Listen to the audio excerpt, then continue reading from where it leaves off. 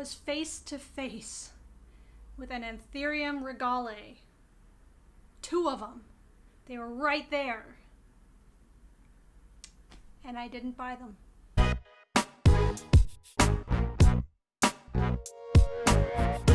Hi, I'm Sarah with soiledplant, and this is going to be a little bit different today. I was just perusing my social media at the very end of work today, and I saw a post from my local shop that said that they had a very small selection of rare plants available. I decided to bolt out of work, drive over there, and see what they had. They had a Dischidia nummularia, 2 Anthurium regale, a Philodendron bilietiae, they had a bunch of Monstera Peru, Philodendron golden dragon, Philodendron bob C, Philodendron silver sword, and then variegated whalefin. I show up, and the bilietiae had already sold, and so did the silver sword, a couple other things, but they still had the 2 Anthurium regale left. And I was looking at them, and they've been on my wish list for a long time. And I looked at them, I looked at the price,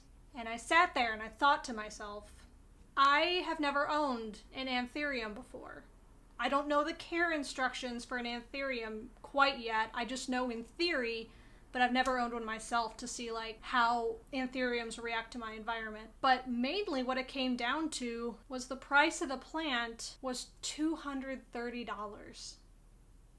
And I'm looking at this thing, and that's a fair price. Like, for what it's been selling for everywhere, that's a very fair price. But I'm staring at it, and I pulled it aside, and I was looking on my phone, looking at care instructions, all this stuff. And I was like, wait a minute. Not 2 weeks ago or 3 weeks ago, I was freaking out because I spent $160 on a Monstera albo, and I'm looking at this beautiful plant, how sought after it is, that the price was reasonable, and I still walked away from it. And they were both there when I left. It's really weird. It's weird to have a plant on your wish list. The likelihood of me running into one in person, again, pretty much zero, at least for the near future, right? I'll be able to find them online and things like that, but I won't be able to like touch them, check their roots, things like that. And the shipping has already been done when you buy it in a shop, right? Taking home whatever plant from a local shop is much less adjustment to your house than buying from overseas. There's much less risk associated with buying a plant locally than buying one online, just for the health of the plant. I don't honestly think I will get this opportunity ever again. I've been thinking a lot about the price of plants and how expensive everything has got. And at what point do I personally say, yes, this plant is worth it, or no, it's not? Before I get into how expensive plants are getting, I want to make it abundantly clear that your money is your money. You can spend it however you want. My money is my money. I can spend it however I want. This isn't money that's being taken away from like their children's food or rent or your utilities, things like that. This is all extra spending money, and some people choose to spend it on plants. Some people choose to spend it on, cars, what have you. What you decide to spend your money on, if you think the prices that I'm going to mention are extremely reasonable, then that's fine. Ever teach their own. But I'm a little worried about the accessibility of plants when some of these things are happening. What is causing some of these prices to go up? These are all vague, and it's just my opinion. But I thought this was an interesting topic. I've seen a lot of people talk about it in passing, but I wanted to kind of broach the topic all over and more generally. Because once again, I'm not necessarily opposed to any of this. It's just something interesting to talk about. It's just something to think about, right? What am I willing to spend for a wish list plant or a dream plant? It's going to be unique to every individual. $20 to me doesn't mean the same thing as $20 to you. $100 to me doesn't mean the same as $100 does to you. Everybody has different value on their money, and everybody has different disposable amounts of income. I worry that some of the market is going towards the way of elitism, right? Where only the very rich can afford having cool plants. I mean, I'm sure to some degree that's always been true, but it's getting worse and worse for the budget plant owner. Why are prices going up? The number one, of course, is higher demand. Houseplants have been gaining popularity for the last 2 to 3 years, especially among millennials and Gen Z at the moment. There's been increased interest in having sort of jungles in your house, right? And having plants inside your house gives your house so much life and beauty and sort of like something to take care of, something to nurture, something that grows. You get a lot of fulfillment from it. You know, you're watching this channel, so you get plants and why they're beautiful and why they're amazing. Yeah, the interest in houseplants has been going up, so we can all understand that the interest in houseplants is going up. So the more people in the market and the same amount of demand, you know, prices will go up. So let's say, for example, I have this book, right?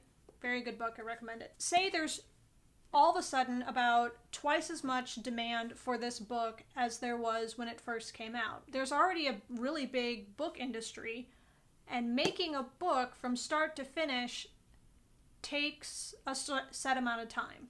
You get what I'm saying? Plants need time to grow. You can't just flip a switch and say, okay, we need twice as many philodendron Brazils as we had last year. They can do that to a degree. You know, they can scale up a little bit, but when you're growing things in greenhouses, you only have finite space. Then you have imports, and those places that you import from only have so much space and so many resources. There's only so much you can do to ramp up production of plants. Especially when it comes to things like rare plants, you know, sometimes they're hard to propagate, or if you do propagate them, they take a lot longer to grow, or they're much more desirable in a mature form as opposed to when they're seedlings or something very small. Like an El Chaco Red. You know, if you get an El Chaco Red and they're this big, sure, it has the potential to grow into something, but it doesn't become an impressive specimen until they start getting, you know, head size or bigger, right? So a lot of these rare plants require a lot more to get enough to market, if that makes any sense. As demand goes up, prices go up. And this doesn't just go for rare plants either. This goes for your standard house plants. You know, 2-3 years ago, you could go and buy a pothos for, you know, $8 at a nursery. Buying the same pothos today could cost you more like $16-15. You know, your big box stores, their prices are fairly consistent, but if you're going to local nurseries or things like that, the prices have gone up, even for your standard, you know, house plants that you can kind of find everywhere and have been around for decades. These plants that have been on the market actively for decades are now hard to keep in stock by themselves anyway. One good example is Hartley philodendron. They've been around and easily accessible since at least the 60s or 50s or maybe even earlier than that. I'll have to look it up. The Monstera deliciosa was a huge, you know, trendy plant in the 70s and 80s. So everything is kind of cyclical and it's been around a long time, but everything's going up in price or they're hard to find. Last year, when I was looking for my Monstera deliciosa, I couldn't find one for 3 months. So I ended up buying a cutting, it was like a top cutting from somebody on Facebook for $20 for like 3 leaves. And that's crazy because about 2 months after that, I ended up getting my full Monstera deliciosa in a 10-inch pot for $17. As far as the philodendron, or the Hartley philodendron, I was looking for that one too, and it was such a basic plant, and I couldn't find one for months. I could find pothos, and I could find the philodendron Brazil, but I could not find the regular Hartley philodendron. I took cuttings from my parents' plant, which they were very willing to let me do, and I love that plant, and I love that I took it from cuttings from their plant. It kind of gives it some, you know, nostalgia and things like that. But, you know, I couldn't find one. Like, it was crazy. The prices are going up on those too. And it's not just, prices of goods go up. They're going up pretty significantly just over the last year that I've noticed. It's definitely something to be aware of. The second reason I think plant prices are going up is plant purges. These are so dangerous, you guys. So what happens is someone will post that they have their list of plants they're looking to get rid of, and they're going to come on at a certain time, and then they post a photo with the price, and the first person to comment sold or what have you, like whatever it is, the first person underneath that post to comment sold gets it. And these are so much fun, and they are so dangerous because it pretty much gives you the same reaction as you would from gambling or from like winning bingo or something like that, where you get these like rush of endorphins because you won. There's been a few times where I was like, that's the plant I want, I love it, everything, but I hesitated because I looked at it, or I was like, is that worth the price? And then someone else comments sold and I lost it. You have almost a personal incentive to say sold before you really critically think about whether or not that price is acceptable to you or not. And these are not necessarily all bad either. So I have one plant that I have bought a plant purge. So I bought this philodendron cream splash, and honestly I think it was a good price. It was with shipping like $40. I think it was worth it. But once again, this may not be worth it to somebody else, or they think, that was a really good deal. I think it was just a fair price. I don't think it was necessarily a good deal or a bad deal. And I do have a pot that I bought today, so I'll finally be able to pot this up. But yeah, I think this is gorgeous, and especially with heartleaf philodendrons, like even the leaves that don't look too good, like this will rebound. This is going to be fine no matter what. Like, I've got it. So to me, totally worth it. So while plant purges, you can get really good deals and things like that. Don't just buy things because you want to be the first person to say sold. The third reason I think plant prices are going up is the increase of international plant shipping. I've bought a few things overseas myself, and this one does have a little bit of an effect because it normalizes rare plants. So let me elaborate a little bit more what I mean by that. People see in Instagram, YouTube, things like that, they see these really cool rare plants that people have, and they're like, oh, I want to go buy one of those, a varicosum or something like that. So I bought one of those from an international order. Before shipping and tax and all of that kind of stuff, the plant was $55 for a plant that was, on the small side. It was a juvenile, but rooted and has been growing very well for me. Me posting that I have a varicosum might interest somebody to say, oh, I would like one of those. They're very cool. Let me look up how much they cost, and they see how much it costs domestically. And they say, oh, well, this varicosum on this website is $150 for a plant about the size of mine. They're more likely to purchase it from a domestic seller than an importer, because importing has its risks and rewards to go along with it. You can make an international order and it gets lost in the mail, or customs handles it improperly, and all of your plants show up dead. These are things that are risky. They have so much risk associated with them. It's unavoidable.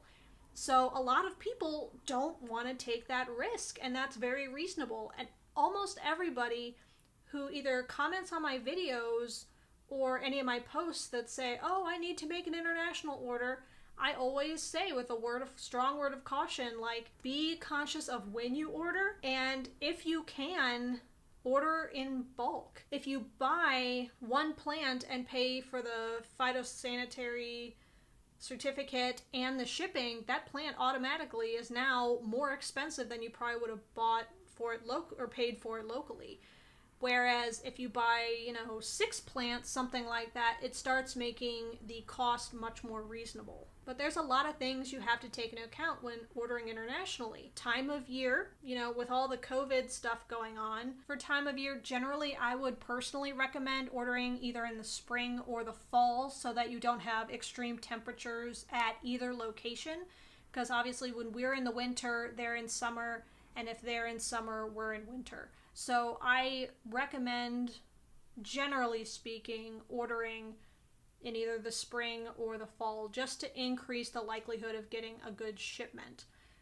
But even with that, a lot of people are not willing to take the risk. Or say, they go to one of these websites and say, I only want one of these plants. I don't want more.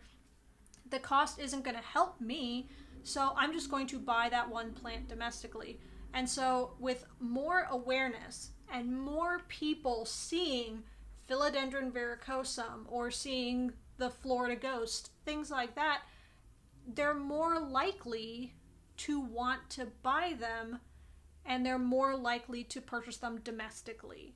Does that make sense? Increased exposure means increase in sales, means increase in price because demand goes up. Hopefully I explained that well. The fourth and final thing that I think are contributing to the increased prices of houseplants is the rise of auctions.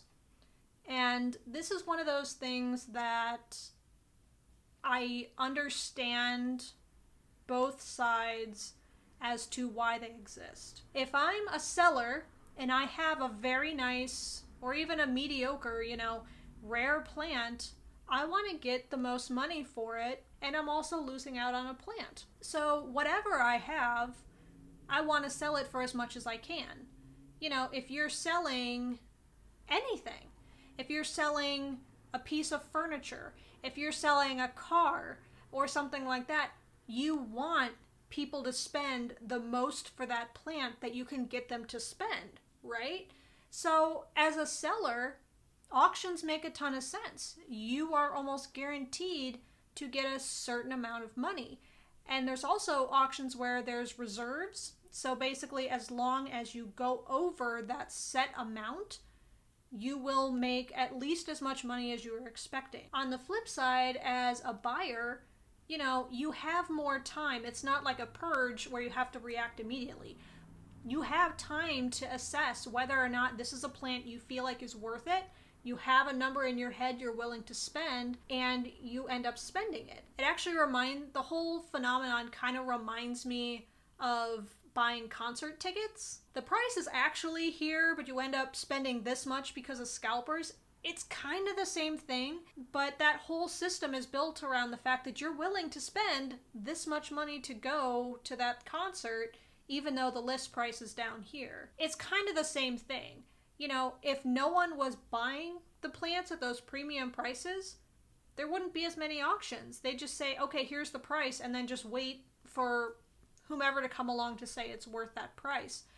But an auction, you might sell it for less than what you would hope it would sell for. But generally speaking, they go for a lot more, especially right now. Another thing I'd like to add about the rising cost is actually the rise of COVID. So this is hopefully only a blip in the market, and hopefully things will level out eventually.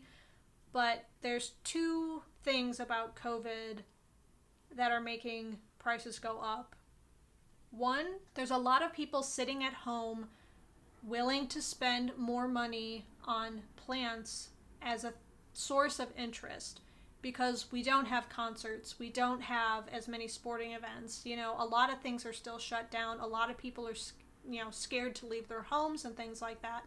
You're going to have people more willing to cultivate their interests that are inside, including houseplants, pets, music, things like that. The other side of that is also a lot of people who still are employed are spending less money. This is something I've talked about with a lot of my friends who also are still employed throughout this, is, not going out and doing things is saving them a lot of money. They are doing a lot more donations. They are paying off student loans. They're paying off credit cards, they're paying down their cars, things like that. They're increasing their savings because they're not spending their money on anything like restaurants or vacations or things like that. So a lot of people do actually have more disposable income because of COVID. Some people have more disposable income to spend on plants. So that's one side of the COVID coin. On the other side is, even though demand is shooting up, supply is going down, especially of rare plants. It's much harder to get plants out of these other countries that sell these and grow and cultivate these rare plants. It's so much harder to get these plants from those locations. We are much more likely, especially right now, to rely on sources that are already here domestically. So I know, like, a lot of people were hoping that this is just a blip and we'll get on the right track, our infection rates will go down, we'll find a vaccine, all of those types of things.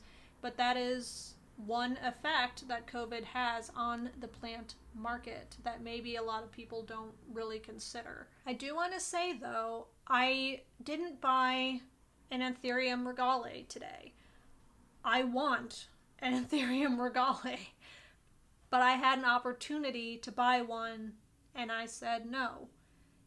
Because ultimately, for me, right now, $230 is not worth it. For maybe a different plant, it would be worth it.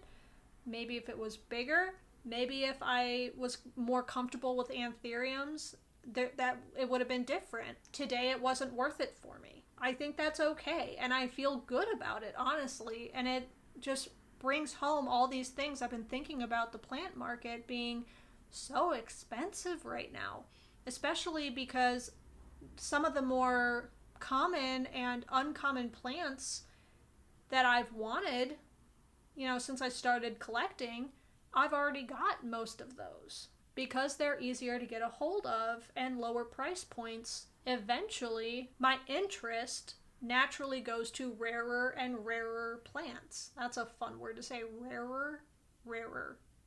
More rare plants. I will say, though, when I decided not to buy the regale and I perused the rest of the store, seeing what they had, I did still end up getting something, and it is so cute. $5.99 for this plant, and it's so adorable. Look at the little spots. It has little red backs on the leaves. This is so cute, and I'm so happy I got one of these. I've been looking for a little spotted angel wing begonia for a while, but not the maculata. I'm not a big fan of the maculata, but this one is so cute, and I'm so excited to get it. The moral for me in doing all of this is to really love and appreciate the plants you have. Going bigger and more expensive is fun to a point. Just take time out of your day to appreciate the plants you have. Some of my favorite plants are either barely uncommon or common plants just because they're so lovely. They're typically very easy to grow, and they just love you so much. I'd love to hear what you guys have to say about all of this. Is there something I missed? Is there another thing that I didn't think of?